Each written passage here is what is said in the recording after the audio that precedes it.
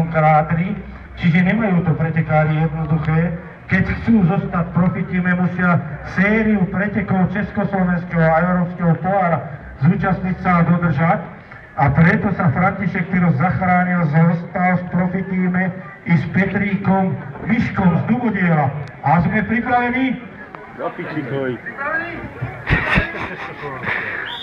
A je to tu, a kto z koho dvaja profesionálne, pozrite sa, súperia medzi sebou, výborne, zaberte, čo ten František. Je mimo pripravený tento.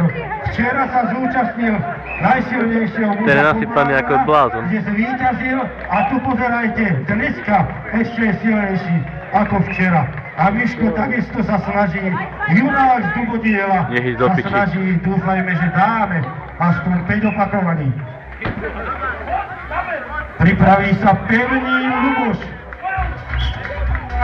a Oravský Ivan.